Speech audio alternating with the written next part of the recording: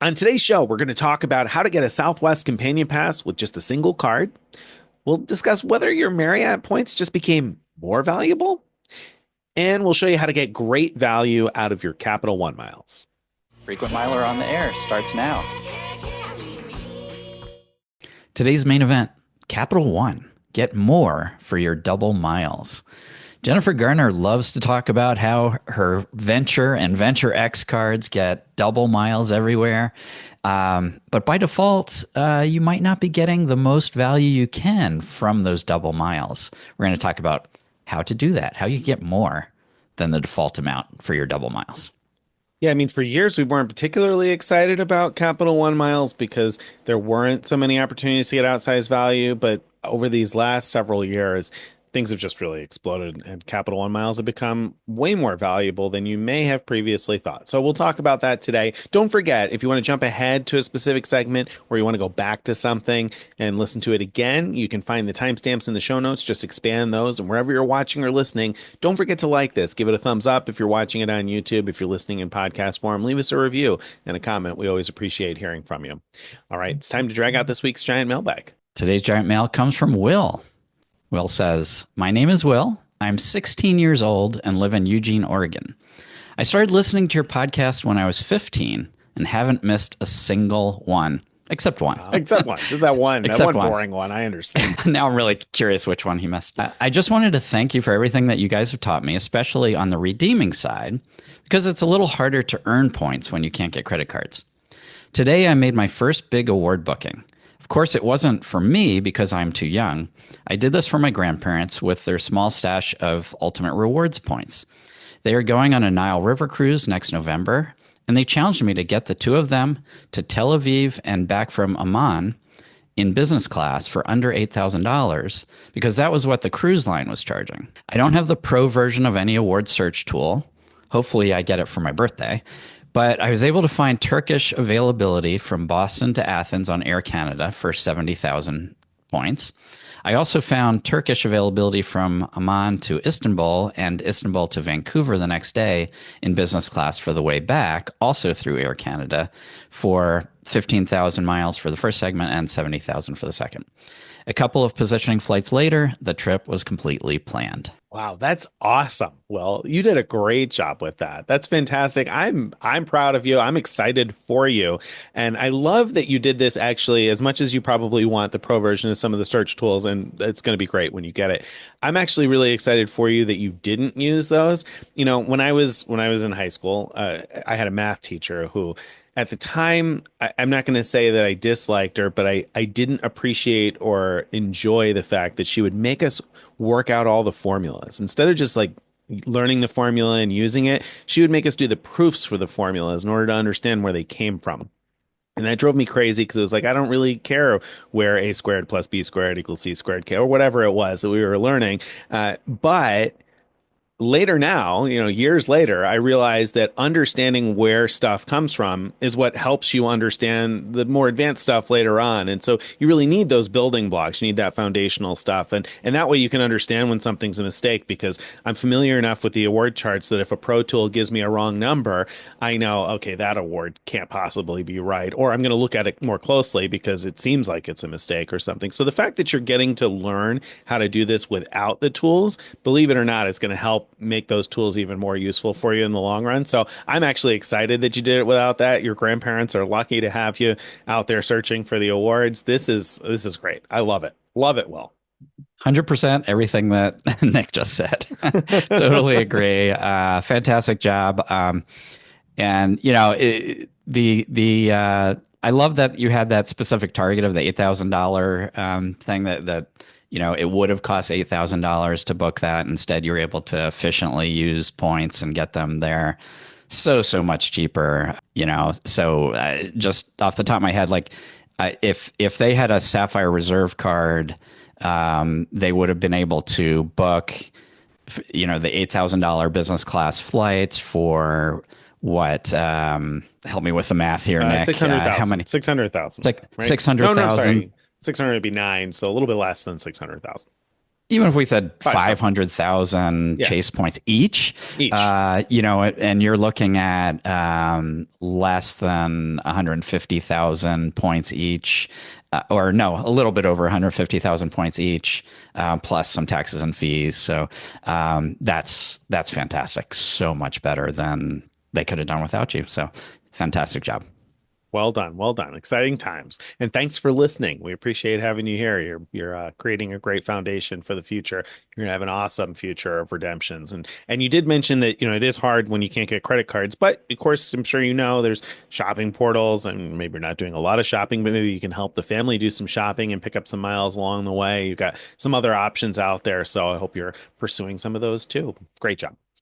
All right, let's talk about an update here. So, if you followed along like Will did, I'm sure, hopefully the one he skipped wasn't about our Million Mile Madness challenge. And if you only skipped one, I guess he couldn't have skipped them all.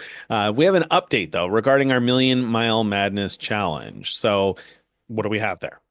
Yeah. So really quick recap. SAS did that promotion where we could earn 1,000,000 miles by flying 15 SkyTeam partners at the end of 2024. And so we did our Million Mile Madness challenge where Nick, Steven, and I competed to complete the SAS deal. And where we're at now, you probably already know I've already earned the 1,000,000 miles from that. Steven and Nick have both been waiting for their final miles to get credited and then to hopefully get an email saying you got the million and then actually get the 1,000,000 miles. Steven has now cleared the first of those hurdles. So his final 15th flight finally got credited. He had to manually request that to be credited. So that's finally in his account. So it's looking, there's no reason now why he won't definitely get the 1,000,000 miles. Nick, you're still waiting.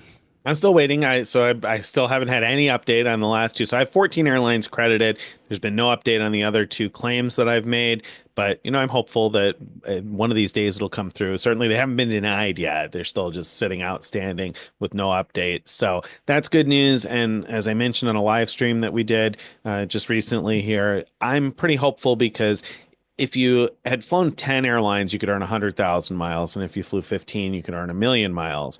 And they haven't credited me with 100,000 miles, which means to me that they know that I'm not done at 10. They know they're not done processing the claims yet. So they're still working on it.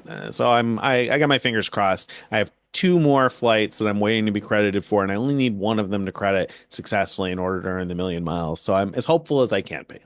Yeah, I'm sure it's going to come through. So that's great.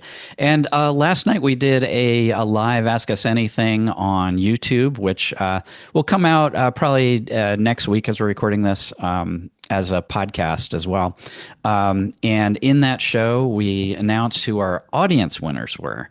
If you remember, part of the challenge was our audience could help us, and we would each pick someone who helped us the most. And the person who helped us the most, the person who helped the winner of our challenge the most would get the grand prize. And so that would be the person I picked, who will get 5 Hilton free night certificates and 400,000 miles. And that award went to Forrest. Yeah, And that was awesome. And then Stephen and I each picked the person that we found most helpful for us. And so those two people are each walking away with 100,000 miles, which is still enough for a round trip business class award to Europe on SAS. So that's not a shabby prize at all either. And so I had picked GH in the comments from my journal post. Stephen picked Beth B from his journal post. So those two, hopefully Beth B, you're sitting in good shape here now that Stephen has his 15th airline picked. Presumably the 1,000,000 miles will come through and you'll get your 100,000. GH, you and I are still waiting with our fingers crossed. Like I said, I'm pretty hopeful, but assuming that I get the 1,000,000 miles, GH is going to get the 100,000 for being the most helpful. We had a lot of helpful people. So, and I know we all wanted to shout out another person, Tony Glavinich, or Glavinich, I'm not sure how you pronounce it exactly. I apologize if I mispronounced the name, but all of us had found a bunch of the tips that you gave really helpful. There were a bunch of other readers we mentioned during the live broadcast last night that were super helpful. So thank you to everybody who participated in that, because that made it, that much more enjoyable. 100%. And maybe next time we do something similar, Will from the earlier mailbag can help one of us and earn a bunch of miles that way. That's right. Now, something else exciting about the challenge is that Carrie's sister Annie has helped us by she took all of the video footage that we had from the challenge, put it together in one coherent video story. And so now that's released on YouTube, and you really should check it out because it's a fun watch to see it all together. Very good. All right. That wraps that up. Let's talk about card news. So, in card news, we've got a new offer out on the Southwest consumer cards. So, the Southwest Rapid Rewards Premier, Rapid Rewards Plus, and Rapid Rewards Priority cards each have a new offer out where you can earn 30,000 points and a companion pass that's valid until the end of February 2026 after $4,000 in purchases in the first 3 months. So again, 4K in purchases in 3 months gets you 30,000 points and a companion pass that's valid for about a year until the end of February of next year. So depending on how soon you earn it, about a year's worth of companion pass. So what do you think? Oh, it's great. If you're someone who's flies Southwest a reasonable amount or wants to, and wants to fly with a companion, it's possible to do amazing things with this deal. Especially what if you like fly to Hawaii a lot, for example, with this deal? There's so much value that could potentially be had. Of course, if you don't fly much with a companion, then this isn't that good of a deal at all. Right. And so I think maybe you'll see if you go to our best offers page, you'll see a link to an offer that's better for a single person and then a link that's better for somebody who's traveling with a companion of some sort. And so you'll have both those different offers that are better for different people. I want to mention that typically we advise people that the best path for a companion pass is to consider opening a consumer card and a business card late in the calendar year. So typically we talk about the companion pass after October 1st, because if you strategize it right and you open a consumer card and a business card and you wait until after your December statement is cut, and so you can earn all the points in January, you can end up with a companion pass for about 2 years. Right. However, that strategy relies on opening two cards and opening a business card. If you're open to that, and I think you should consider it if the companion pass would be highly valuable to you, then you want to wait on this and wait until sometime after October and go after that strategy. However, if you're someone who says, I'm never going to open a business card and I want the companion pass now, I've got a bunch of travel already booked this year. It doesn't matter if your travel's already booked. Once you have the companion pass, you can add your companion as long as there's a seat for sale on the flight. So maybe you've got a big year of travel planned this year. You never intend to open the business card. Well, then this offer would be a great one to consider because it's not going to get easier than this in terms of running a companion pass. Absolutely. All right, let's talk about Mattress Running the Numbers next. What do we have up for Mattress Running the Numbers this week? All right. So Frontier Airlines came out with what they call a platinum status fast track. And the idea is that if you earn 20,000 elite status points by the end of April of 2025, you get platinum status for the rest of the year. And platinum status is actually pretty nice if you fly Frontier because it has a lot of good stuff that comes with it. You get a free carry-on and free checked bag, not just for yourself, but for everybody on your booking. You get, if for just yourself, you get a premium seat at the time of booking, and you get sort of a free upgrade to Upfront Plus seat 12 hours prior to departure if available. And companions get preferred seats at booking and a premium seat at check-in if available. You get priority boarding zone 1. You get half off the discount den membership. You can gift silver status to somebody else. If you travel with a pet, you get a pet in-cabin fee waiver. So that's instead of paying $99 per direction of travel with your pet. And starting in mid-2025, Frontier is going to start offering platinum members free companion flights. So that'll be theoretically like the Southwest companion ticket, I guess, but with Frontier. And so you'll get all of that with platinum status. But So now, wait. When we say theoretically, I think because we still don't quite have details about how their companion ticket is going to work. Am I right? I don't think. yeah, I think that's right. I certainly don't know what those details are if Yeah. they're out there. And so I say theoretically because I do wonder, you know, is the companion going to have to pay all those miscellaneous fees and things that, you know, well, I guess not because a lot of the fees Yeah, are but covered. well, so yes, Yeah, I don't correct. know. My question is, how far in advance are they going to let you add your companion? How many times per Oh, year are you yeah. going to be able to do it? Because when they do their Go Wild pass, you can only book travel within like 3 or 4 days of Yep. departure or something, right? So are they going to be like, oh Yeah. yeah, you can add a companion as many times as you want, as long as there's a seat 8 minutes before departure? I don't know. Right, We'll right, see. right. We'll see what that looks like. Really good points. All right, so let's talk about how do you get 20,000 status points before we can talk about whether this is worth doing. And there's basically two major ways to do it.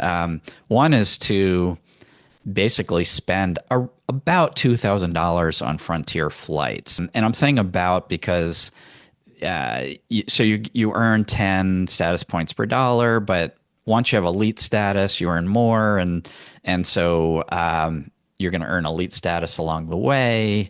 So it would come out to less than $2,000 worth of Frontier flights to get to 20,000 status points potentially. Or if you get the credit card, you can spend $20,000 on the credit card because it gives you a status point for every dollar spent. Or of course, you could do any combination of credit card spend plus flights. And I think if you were seriously considering all of this, probably a combination makes more sense because if you're not flying Frontier often, I'm not sure why you would go out of your way to get platinum status. The card has a $99 annual fee, and the current offer is to get 50,000 miles after $500 in purchases in 90 days. So that's not bad. It also will give you instant gold status for a while. And it'll let you keep that for 12 months with $3,000 in purchases. So actually, like if you're thinking about getting the credit card to get to complete this challenge, you might want to look at the gold status benefits and say, is that good enough? Because then you could just get the card, spend $3,000, and you're done. Right, not have to worry about this platinum status fast track at all if those benefits are enough for you. Yeah, I mean, I think Right. this is potentially really interesting. I don't live near an airport that's well served by Frontier, so it's been more than a decade since the last time I flew Frontier just because they've never fit into my plans. But if you live at an airport where they have good service, just earlier today I was doing some flight searches from various airports around the US, and the airports that were well served by Frontier, my goodness, some of the cheap prices that you have access to if you have an airport Yeah. that's well served by Frontier, if you're able to combine that with a bunch of fee waivers, then you could be flying around really cheaply potentially. So I could see the appeal in the right place. Right, right, totally. And I almost think that you almost have to, because Frontier flights tend to be so cheap, you almost have to do the credit card approach, at least partially, Right. because how are you going to get $2,000 worth of flights Yeah. done or close to it before the end of April? I don't know. Yeah. Be Anyway, flying a lot. yeah, I think this is a good deal. Something those who fly Frontier or want to a decent amount should consider pursuing, especially if you can easily spend, up to $20,000 on the card. That could be a good combination. Yep, very good. Next up, we have awards, points, and more. We got several different things for awards, points, and more. First up, we have some transfer bonuses. So some new transfer bonuses came out this week. We've got a 30% transfer bonus from Chase Ultimate Rewards to Virgin Atlantic Flying Club through February 17th. So it's relatively short span on that one. That one's Yeah. just going to be valid for a really short time, which makes me think that we'll maybe see a transfer bonus from another transferable currency. I feel like sometimes they'll stack these up one after another, and so then the dates won't overlap. So it'd be, if I were betting, if this were Vegas, I would probably bet on seeing another transfer bonus from somebody else soon. But What do you think it'll be? I mean, when was the last Amex to Virgin Atlantic bonus? I don't know. I'm not sure. I'd have to look I don't know off at the the top of my history head. because I don't remember when they all were. But I mean, it'll be one of the other major transferable currencies, I bet. Yeah, I don't know. I don't know who. Maybe it'll be a well built already. Just maybe had it'll one. be Capital One. And maybe, hopefully, we can all hope. All right. So that's the 30% bonus from Chase to Virgin Atlantic Flying Club again through February 17th. There's also, separately, a 15% transfer bonus from Amex membership rewards to Avianca Life Miles. That one's good through the end of the month until February 28th. So 15% bonus, that's typically what we see from Amex when we see a transfer bonus to Avianca Life Miles. And, if you have an award to book, that can certainly be a good deal. Though keep in mind, Avianca does sell their miles relatively cheaply quite often. Still, I end up transferring to Life Miles several times a year usually. So I would take advantage of that if I had an award to book. Yeah. What else do we have for award Also, points? if you're with Avianca, if you're in a cycle of you have miles and they're expiring, I can't remember if it's Good once point. every year or 18 Yeah, months. 12 months. 12 Um, months. 12 months, yeah. Getting on a cycle of renewing them by transferring another 1,000 points over during a transfer bonus is a good time to do it. That's really smart. Yeah, that's that's Yeah. a great point. 'Cause my wife has some life miles, and that's exactly what I should do. We should transfer 1,000 Amex points to Avianca Life Miles. But yeah, that I think that expiration policy is really important to highlight because most programs are like 18 or 24 months, and Avianca Life Miles 12 months of inactivity. So if you go 12 months without activity, you're going to lose all your miles. So be careful and take advantage of this to keep them alive. Yeah. Okay, next Yeah. up. Yeah. You can earn a lot of Avios on hotel bookings and car rentals. Yeah. So this Avios portal is offering incredible rates, 20 points per dollar if you book hotels through their portal, or 15 points per dollars for renting a car. I believe this goes through like their version of Expedia. So, I wouldn't book for example, if you're looking to earn Marriott points or elite status or whatever from a hotel chain. If you go through here, you're not going to earn hotel points. You're not going to earn hotel status for that stay, but 20 points per dollar is pretty darn good. Yeah, I mean, and especially when you consider that airline miles are typically worth more than hotel points, and in many cases, depending on how you use them, significantly more than hotel points potentially. This is pretty good. It might be worth giving up the hotel points you would have earned if the price is close anyway to what you would have paid. But I mentioned that because you do have to shop around and see is the best price available through their booking platform or not. So if it is though, or if it's close, 20x pretty good. 15x on car rentals, similar deal. I rarely find an online travel agency has the best price for a car rental. But again, if it's close, 15 points per dollar, I mean, at a base level, if you value that at 1 cent each, it's like 15%, which is pretty good on car rentals. We see rates like that from Capital One Shopping sometimes for car rental sites, but not many other portals. We see quite that high. And if you Yeah. value miles more at like 2 cents per point, it's like a 30% return. Now we're getting into territory where that's a really strong return to consider. I might be tempted to rent through that. Yeah. Yeah. Um, I still probably won't. I don't know. I think for me, like I tend to like to book direct with, for example, National, so that I'm sure I'm gonna be able to go pick up on the Emerald Isle. I guess if you book even from a prepaid Expedia type thing, you can still do that. If you add So your number, and I don't know how to add your number after the fact, so yeah, maybe not. I th- Yeah, I I mean, think it would work. yeah, I feel the same way in general, but then I have situations coming up where I'm going to rent a car where I need a particularly large vehicle, and so I have to book something specific anyway. I can't count on the Emerald Isle, Yeah, or there isn't a National in one of the places I'm going to anyway. So anyway, I think there's situations where it could make sense. sure, All absolutely. right. So that's that. Next up, using Tap Air Portugal, or rather, using JetBlue points to book Tap Air Portugal. Is there an update here? Yeah, so we mentioned this on a previous show that we now have the ability to book TAP Air Portugal flights with JetBlue, but we got lots of comments from listeners and viewers and readers of our posts about this saying, "Is does this really matter? I can't find any flights through JetBlue, and so especially business class is really hard to find. So we made a how-to video showing how to find economy flights that are bookable with JetBlue points, so you could fly TAP Air Portugal economy with your JetBlue points, but also specifically we showed how to use two different tools, one a paid tool and second a free version of a tool to find business class availability. It is out there, but it can be really challenging to find if you don't know the tricks. Yeah, so check out our YouTube channel for that how-to video. Speaking of how to do different things, we have a number of posts out about how to use some popular tools that's pretty relevant to that and also other situations. And so we've refreshed some of those posts just lately, right? Yeah, I'm working my way through all of the flight award search tools to either refresh our posts about them or write posts if we didn't have like a singular post talking about that tool.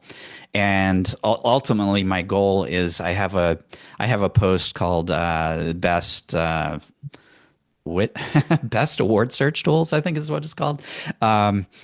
And it compares all of these different tools to each other. So my ultimate goal here in a week or two is to have that completely refreshed and republished. But I'm working my way down. So far I've released a new post about Point Me, which was one of the first tools to offer like a user-friendly way of searching across multiple programs for flight awards. And my conclusion, even though it's changed a bit over the years, my conclusion is the same as it's been for a long time, which is it's really good for beginners because it gives step-by-step instructions for how to book. But for I wouldn't recommend it really for anyone else because there are better options for everybody else. Rome.travel is another one that used to be amazing because it was sort of the first to come out after Point Me that had a free version and it had a date range and it was fast. It had all these things that Point Me didn't have, and the free version had all of that. That's still true. But some other tools have eclipsed it. Rome has not been idle though. They've made some really good advancements since then. I still don't see them as quite as good as Pointia, an award tool, but they're getting close, and they do have one key feature which is really really specific. If you have Singapore Chris Flyer miles and you want to fly Singapore first class, this is the only tool I know of that's capable of searching for Singapore first class. Now, that said, there's hardly ever any times where Singapore releases awards on their Singapore Suites first class. So if that's your goal to fly Singapore Suites, it might not help because awards might not be available. But at least you could set alerts and be alerted if and when that ever happens. Or if you're good flying Singapore's regular first class, which is still a phenomenal product, you could use it to find that. Finally, I updated a post about PointsPath. That's the plugin that lets you use Google Flights and also see right in your search results the point prices for the same flights. And PointsPath now has a paid version, which adds additional coverage for additional foreign airline programs. It also adds a calendar view of your points amounts, like how much the flight would cost across a whole week of time at once. So it has some nice additions to it. That's a tool that I love, even if you like other tools, like for various reasons. PointsPath is so good because if you like using Google Flights, it just makes Google Flights better. Yeah, yeah. I use it all the time now. And in fact, even in just prepping some examples for today's show, I was using it because I could recognize, and I'm going back to the mailbag segment with Will today, I could recognize when I saw, for example, a United flight that was available for 15,000 miles. I know that usually means that's probably a saver award with United that I'm probably going to be able to find via other Star Alliance airlines because I'm familiar with the award chart and with the way the alliances work, which is exactly what you're getting, Will, by not having the search tools. And then PointsPath becomes a powerful add-on for me because even though it doesn't show the price in Turkish miles and Smiles miles, for instance, I could recognize that that flight is probably going to be available via Turkish and go there and search next. So yeah, I find that particularly useful to me these days.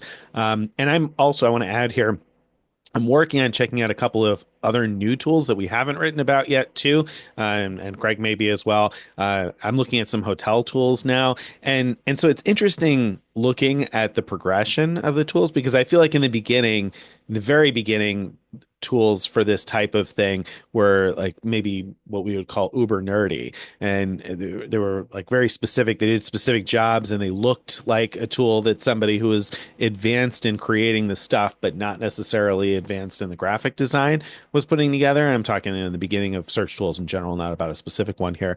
As time has gone on, these things have gotten like slicker and slicker, and so I feel like some of them are looking pretty cool, and they're showing some different options, and they keep adding things on. So it's an exciting time from a consumer's perspective. It's a little hard to know which one is the right one for you, I think, but hopefully as we continue to cover them, that helps. Yeah. Now I have to say something about Will.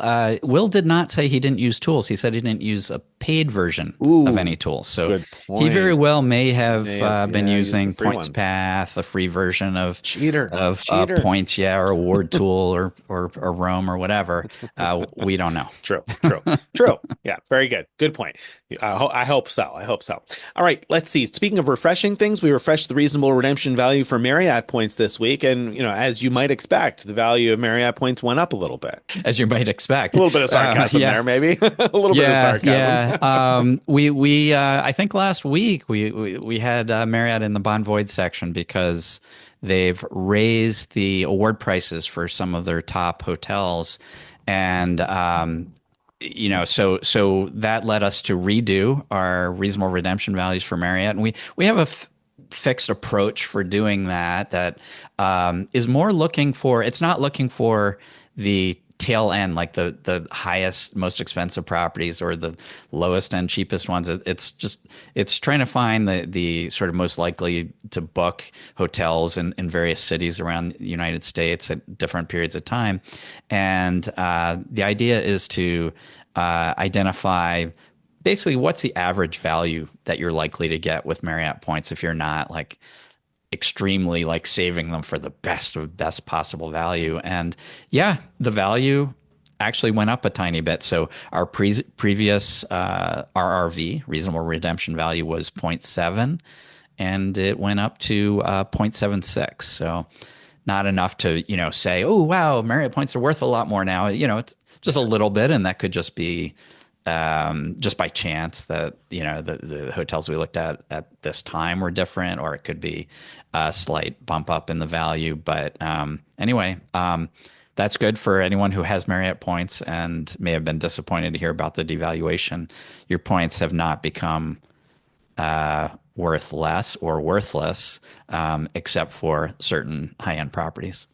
Yeah, and I think it's important to emphasize that this isn't like a finger in the wind kind of evaluation where we're picking something out in order to try to make the points look attractive.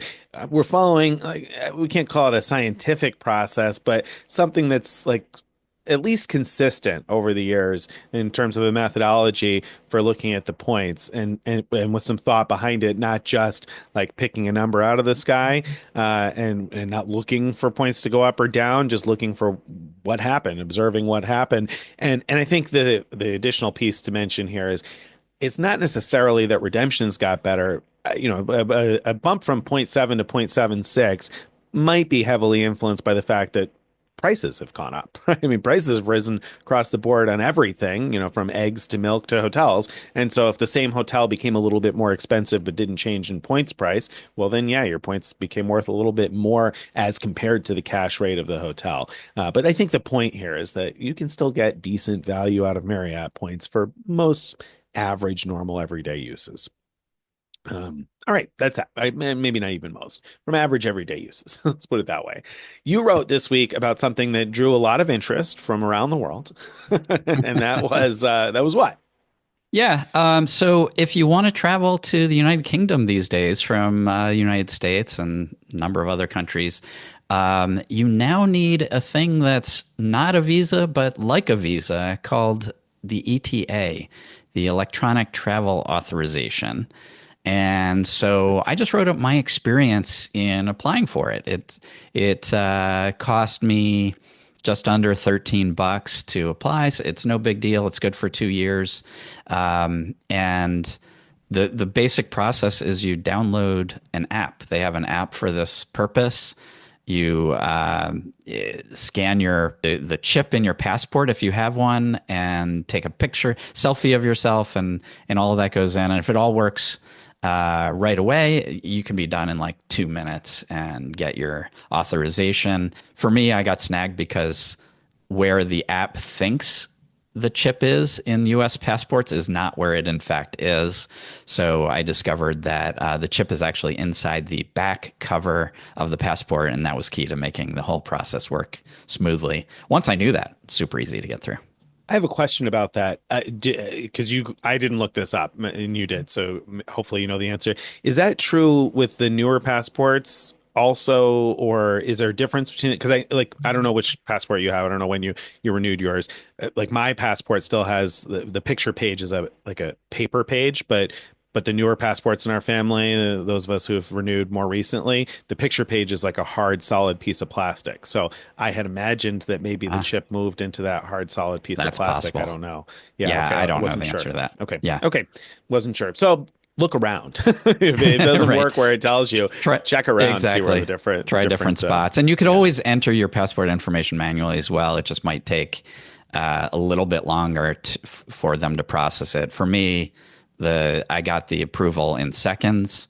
Maybe if I put it in manually, it might have taken longer, as much as a day or two is possible. There you go. Okay, that brings us to this week's main event. Main event time. Capital One. Get more for your double miles. So, Capital One. So the commercials where Jennifer Gardner is so happy that she gets double miles on all her purchases. Well, it used to be that those commercials really made me mad, and they made me mad because Capital One miles weren't really miles at all. They were just pennies that you could only use to reimburse travel. And so the way Capital One miles used to work exclusively was you use your credit card to pay for travel, and then you erase that travel using your earned Capital One miles, and you erase them at the rate of 1 penny per mile. So if you spent $1 on travel, that would be 100 miles to erase that dollar of travel. If you spent $1,000 on travel, you'd need 100,000 miles to erase that travel. So that's how it used to work. But then finally, several years ago, Capital One made their miles transferable to real miles, so transferable to airline miles and hotel points, and suddenly it became possible to get more value, more than that 1 cent per point value from your Capital One miles. Yeah, so you have a variety of different ways to do that by transferring to airline and hotel partners. Sometimes they have transfer bonuses. That's what we talked about, transfer bonuses earlier in this show. Sometimes Capital One offers those, and then you can get even more than 1 mile per dollar when you're transferring during a transfer bonus. But it's important to know what you're doing, because it's also possible to get far less than 1 cent per point in value if you're not careful. So there's a couple of keys here. First trick is finding available awards, because whereas the purchase eraser that Greg explained you could use on any flight, because you could book any flight with cash and erase the purchase with the miles, if you're going to transfer to a partner, you have to find one that's available as an award. And then you also have to make sure that your points are worth significantly more than 1 cent each, because if you're getting less than 1 cent each, you may as well have just purchased the flight and erased it with the miles at 1 cent per Capital One mile rather than transferring them. So there is a little bit of finesse to this, and we'll talk about some examples today where you could get far more value by transferring to a partner rather than using the old classic Capital One purchase eraser. Yeah. So let's just jump into some examples. We kind of clicked around this morning before our show to pull out some real world examples of how you could do better than that 1 cent per mile with your Capital One miles. So first one I looked up is, let's say you want to fly Delta from Atlanta to Nassau, Bahamas. For a date I looked at, the one-way cash rate was $222 for basic economy, or $267 for main cabin economy. So the basic economy, $222, that would cost you 22,200 Capital One miles if you just use the purchase eraser. Or if you bought main cabin economy, it would cost you 26,700 Capital One miles.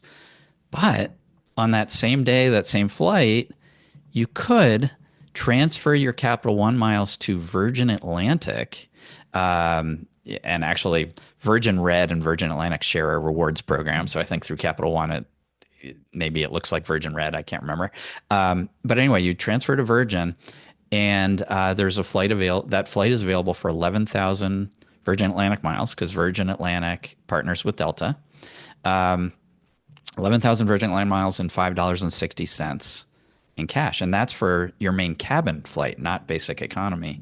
So to book that would cost only 11,560 Capital One miles because you've transferred 11,000 to Virgin and you use a purchase eraser for the $5.60. So 11,560. Remember, that was compared to 22,000 Capital One miles for basic economy or almost 27,000 miles for regular economy. So that's a great deal. Huge savings there. Huge savings. I looked up another example from on United, flying from Chicago to Savannah, Georgia. And so the date that I picked out, it was $199 in basic economy on United or $234 in full economy if you didn't want to fly basic economy. So again, if you use the Capital One purchase eraser and you just paid cash with your credit card and erased the purchase with miles, it would cost you 19,900 Capital One miles for the basic economy flight or 23,400 for the full economy class fare. But you've got a number of options because Capital One partners with a number of Star Alliance airlines, so you can book that same United flight using miles from different programs. For instance, you could transfer to Air Canada Aeroplan and it would cost you 10,000 miles and $33.49. So if you were to just erase the taxes with your Capital One miles, we're talking about 13,349 Capital One miles. So again, significantly less than the 19.9 or 23.4 that we were talking about a minute ago. But better yet, you could transfer to Avianca Life Miles, another Capital One partner, and that same Chicago to Savannah flight would cost you 7,500 miles and $15.60. So again, if you just erase the purchase of the taxes with your Capital One miles, you're talking 9,060 Capital One miles, just over 9,000 Capital One miles, which is less than half of what you would have paid if you had booked with a purchase eraser to begin with. And you can join Life Miles Plus and pay even fewer miles yet. So deal can get even better with a $20 a month subscription to Life Miles Plus. Yeah, that's a great deal. And now that wasn't the only United flight you looked at, right? No, yeah, I looked at one also from Newark to London in business class on United. And so the cash price for the particular date that I looked at, again, Newark to London in business class, United Polaris, was $2,200 one way. So if you used Capital One miles to erase that purchase, it would have been 220,000 Capital One miles. And I know people have done that. So that's a lot of miles for the one-way business flight. Now, obviously, it's paid fare in that case, but you could save a lot of miles by transferring to Air Canada Aeroplan because they would charge you 60,000 miles and $56.53. So we're looking at a total of 65,630 Capital One miles instead of 220,000 That's a Capital One miles. huge savings. Huge savings. But better yet, you could transfer to Avianca Life Miles and pay 45,000 miles plus tax. So if you erase the taxes with the Capital One purchase eraser, you're talking a total of 50,350 Capital One miles if you transfer to Avianca Life Miles and book that instead of 220,000. That's less than a quarter of the number of miles you'd need with the purchase eraser. Wow. Yeah, that's amazing. I love that. I love that example. And I even like better in some ways the next example that you have about JetBlue. Yeah, so New York to St. Martin is the example route that I picked out here. And so I looked at Mint class in this one. If you wanted to fly up front in their Mint class, they fly that from New York JFK to St. Martin. And so the cash price on the date I looked at was $583 one way for JetBlue Mint New York to St. Martin. So if you used your Capital One miles to just erase that purchase, then we'd be talking 58,300 Capital One miles. So almost 60,000 Capital One miles. You could instead transfer to JetBlue, TrueBlue, and book that through JetBlue, and it would be 47,900 miles and I think $5.60 in tax. So about 49,000 Capital One miles. So you'd save a bit, not quite 10,000 miles, but close to 10,000 miles by transferring to JetBlue. But better yet, you could transfer to Qatar Avios because Qatar Avios will let you book the same flight for 26,000 Avios and $10.20 one way. So that's a total of about 27,000 Capital One miles, which again is less than half in this case, the number of points you would need or the number of Capital One miles you would need for the purchase eraser. So you're much better off transferring to Qatar Avios if you'd like to get away to the Caribbean in JetBlue Mint, if you Yeah, can what I find love about this availability. example, what I love about this example is it's less extreme than the United to London example where you paid about a quarter of what the purchase eraser would cost you. But what I like here is it shows that you want to fly JetBlue, that you could actually transfer it to JetBlue and sort of do the thing that would sort of make the most sense to most people, which is I want to fly JetBlue, so let me transfer my miles to JetBlue and book that way. That still shows some savings. But if you get really advanced and you know about like these partnerships, like the ability to book JetBlue with Qatar Avios, then you could save even more. And either way, you're getting some savings over just straight up doing it the Jennifer Garner way. Very good. You have a couple of examples, a couple more examples, right, of different ways to do this? Yeah. So Virgin Atlantic, let's say you want to fly Las Vegas to London in economy. I looked at one-way cash rate on a certain day was $478. So that would be, just under 48,000 Capital One miles as a purchase eraser. But you could transfer to Virgin. Now, this is another example where it kind of just makes logical sense that if you want to fly Virgin, maybe transfer the miles to Virgin. And Virgin, for the day I was looking at, was available for this economy flight for only 9,000 Virgin miles plus $79. So that's a total, like if you pay the taxes with and use your purchase eraser, total of just under 17,000 Capital One miles versus, remember, about 48,000. So huge savings there.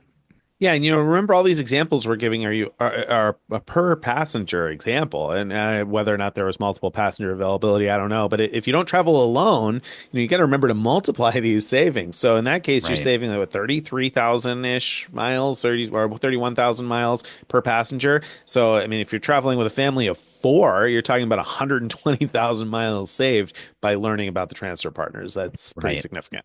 Right. Now another one. Let's talk about lodging. So I looked at a Vacasa vacation rental in Hawaii, in Kauai. There was a condo available for 6 nights, a two-bedroom condo, for $2,800 and change. So that would be if you just paid for it in cash and use your purchase eraser, that would be slightly over 280,000 Capital One miles, 280,000. But if you know that Wyndham has a partnership with Vacasa, and in this case, because the pricing works out right, it would have cost 30,000 points per night for this two-bedroom for 6 nights. That's 180,000 points. So you'd now be spending 180,000 points instead of 280,000. So a Yeah. savings of about 100,000 100,000, Capital One miles. Yeah, I mean, that's a big savings for a vacation rental that could be really convenient for a lot of people, I think, in a place like Kauai, to save 100,000. I mean, that's lots of great deals here if you hunt around. All right, so those are some of the different ways you could transfer to partners and get tons of value. And those are just some examples. Let's emphasize that there's tons of other sweet spots that we didn't talk about at all.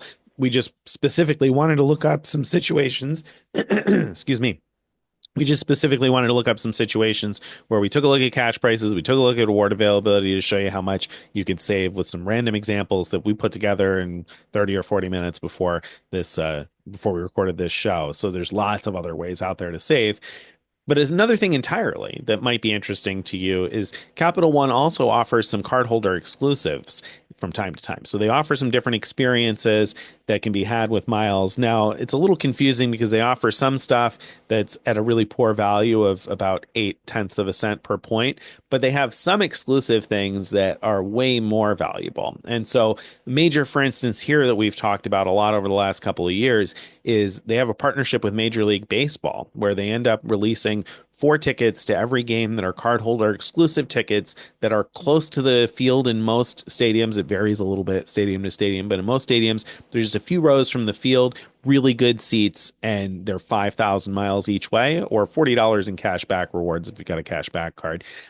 So 5,000 miles each. And these are, like I said, pretty good seats. I've gone to see the Yankees and the Mets in New York, and the seats that I've had at the games that I went to were selling on resale markets like StubHub for like $200 a seat or more in those cases, and Capital One is charging 5,000 miles per seat in those two sections. And again, I want to emphasize they'll sell you tickets anywhere in the stadium at zero point 0.8 cents per point that are not a good value or a good use of your points and miles.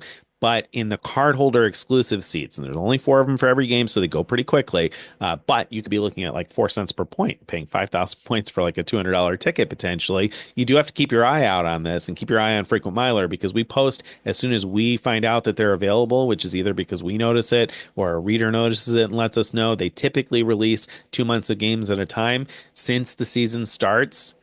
Soon. I expect that soon they will release the first couple of months. Probably the March, April, May games will get released sometime soon after this publishes, and then we post whenever we see them become available again. All right. So those are a whole bunch of great ways to use Capital One miles. But what if you weren't into Jennifer Garner and you went for a Capital One cashback card instead? And so now you're sitting on all these cashback rewards. Are you just stuck getting face value for those rewards? No, you're not. So the interesting thing about Capital One is they have a feature that they don't advertise or explain anywhere, but that you can find yourself in your online account if you click around. So if you have a bunch of Capital One cash back, let's start base level here. If you just get one of the cards that earns miles, so you have a cashback card and a miles card, you can actually convert your cash back to Capital One miles at a value of 1 cent is 1 mile. So if you have 1 penny in cash back, you can have one Capital One mile. You just move it over. You move the rewards from your cashback card to your miles card. So let's say you've got a saver card right now that earns 3% back on groceries. And so you've been doing that. So you got a bunch of cash back there. If you get a venture card or even a venture one card that has no annual fee, then you'll be able to move that cash back to the venture card or venture one card, and they become Capital One miles that you can then transfer on to all of their transfer partners. So you could make your own miles transferable that way. Or if you have a family member, friend, somebody else that has a Capital One miles card, you can call and move the cash back to miles on their card. Now, if it's between your own two cards, you can do it online yourself. It's just there's a button that says move rewards in your online account, and we'll link to a post about how to do that. So if it's your own two cards, it's really easy, self-service, do it yourself. If it's somebody else's card, you're going to have to call in order to do it, but it's doable that way too. Yeah, that's great. So, for those of you that were big fans of Samuel L. Jackson and took his word for it about which card to get, you can still get outsized value by taking a little advice from Jennifer and making sure that you or someone in your family has a miles card as well. That's right. That's right. You can put them together. All right. I think that wraps us up for Capital One miles. There's lots of other ways to get great value too, but I've been excited these last few years. I've been doing great with my Capital One miles. So those are some exciting potential uses of them. Let's talk about this week's question of the week next. So this week's question of the week kind of goes back to the award tools. I thought this was a good one for you, Greg. I'm hoping you can answer it because I can't, but it seems like it's right up your alley. So Diana from Chicago writes in and says, I know there are many flight reward search tools out there. And you've done amazing podcasts about them, but I'm feeling overwhelmed.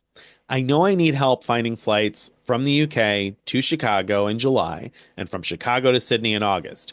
What tool is best for setting up these specific parameters? I've tried some tools and I'm not getting much of anywhere. And so the subject line of the email is which flight reward search tool is best if I need specific dates and locations. We've talked a lot about the breadth of some tools in searching a variety of different city pairs or searching throughout the year. But if Diana knows exactly when she wants to go, or not exactly, but months she gave us here, July, UK to Chicago, August, Chicago to Sydney, which tool should she be paying for? Which tool should she be using? Yeah. So, when things are really specific like that, um, some free versions of tools can actually do what you want. So I would sign up for both the free version of points, yeah, and the free version of award tool.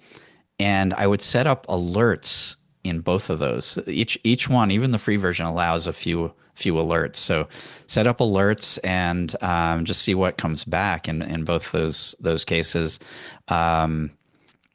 And you don't even need a paid version. Where you'd need a paid version is if you need a broader range of dates, or you need more alerts than are available through the free version. And I don't know.